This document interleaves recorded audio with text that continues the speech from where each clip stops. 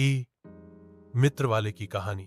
राजस्थान के एक छोटे से गांव धर्मपुर में रहने वाला रामलाल एक साधारण किसान का बेटा था। पढ़ाई में वह औसत ही था, परंतु उसे नई नई तकनीक और कंप्यूटर चलाने का बहुत शौक था।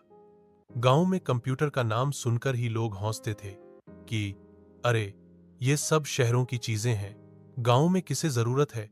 लेकिन रामलाल मानता था कि समय बदल रहा है और आने वाले दिनों में गांव वालों को भी सरकारी योजनाओं, आवेदन पत्रों और ऑनलाइन कामों के लिए कंप्यूटर और इंटरनेट की जरूरत पड़ेगी। रामलाल ने 12वीं तक पढ़ाई की और फिर एक छोटे शहर में जाकर कंप्यूटर कोर्स किया।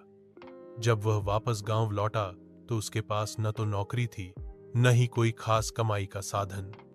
परिवार चाहता था कि वह खेती बाड़ी में हाथ बौंटाए, लेकिन रामलाल का मन गांव में कुछ नया करने का था। तभी उसे सरकार की ई मित्र योजना के बारे में पता चला, जिसके तहत गांव-गांव में कॉमन सर्विस सेंटर CSC खोले जा रहे थे। इन केंद्रों से लोग ऑनलाइन बिजली बिल जमा कर सकते थे, पेंशन आवेदन कर सकते थे, जाति व निवास प्रमाण पत्र बनवा सकते थे और कई सरकारी योजनाओं का लाभ ले सकते थे। रामलाल ने ठान लिया कि वह गांव में ई मित्र केंद्र खोलेगा। पहला कदम, रामलाल ने शहर जाकर ई मित्र सेंटर का लाइसेंस लेने के लिए आवेदन किया। इसमें कई कागजी कार्यवाही, दस्तावेज और थोड़े बहुत पैसे लगते थे। उसके पास ज्यादा पैसा नहीं था, तो उसने अपने पिता से खेती की थोड़ी जमीन गिरवी रखकर पैसा जुटाया। गांव वाले हंसते थे, अरे रामलाल, ये सब बेकार का काम है, गांव वाले कागजों के लिए तहसील जाते ही रहेंगे, यहां कौन आएगा। पर रामलाल ने हार नहीं मानी। उसने गांव के चौपाल के पास एक छोटा सा कमरा किराए पर लिया। वहां उसने पुराना कंप्यूटर, प्रिंटर, स्कैनर और इंटरनेट का जुगाड़ लगाया। दरवाजे पर एक तख्ती लगाई, ई मित्र सेवा केंद्र, गांव की सेवा में। शुरुआत के दिनों में उसके पास कोई ग्राहक नहीं आता था। लोग कहते, हमें तो तहसील जाना ही ठीक लगता है, वहां सब काम पक्का होता है। रामलाल समझाता, भाइयों बहनों, अब आपको तहसील जाने की जरूरत नहीं है, यहीं से पेंशन का फॉर्म भर जाएगा, जाति प्रमाण पत्र का आवेदन हो जाएगा, बिजली का बिल जमा हो जाएगा। धीरे धीरे कुछ नौजवान और बुजुर्ग लोग उसके पास आने लगे। किसी ने बिजली का बिल भरा, किसी ने पेंशन का आवेदन करवाया। जब उनका काम सही समय पर हो गया तो लोगों का भरोसा बढ़ा। एक दिन गांव के बूढ़े दादाजी रामलाल के पास आए। उनकी पेंशन पिछले 3 महीने से रुकी हुई थी। तहसील में चक्कर काट कर थक गए थे। रामलाल ने उनका आधार नंबर डाला और ऑनलाइन शिकायत दर्ज कर दी। 1 हफ्ते के अंदर दादाजी की पेंशन उनके खाते में आ गई। दादाजी की आंखों में आंसू आ गए। बेटा, तू तो हमारे लिए भगवान जैसा है, अब हमें दफ्तर के चक्कर नहीं लगाने पड़ेंगे। यह सुनकर रामलाल को बहुत संतोष मिला। धीरे धीरे उसकी पहचान ई मित्र वाले के रूप में होने लगी। लेकिन राह आसान नहीं थी। कभी कभी इंटरनेट चला जाता, बिजली चली जाती या फिर सरकारी सर्वर ही डाउन हो जाता। लोग गुस्से में कहते, रामलाल तेरा ई मित्र काम नहीं करता। रामलाल उन्हें धैर्य से समझाता, भाइयों, ये सरकारी सर्वर की समस्या है, कल फिर कोशिश करेंगे।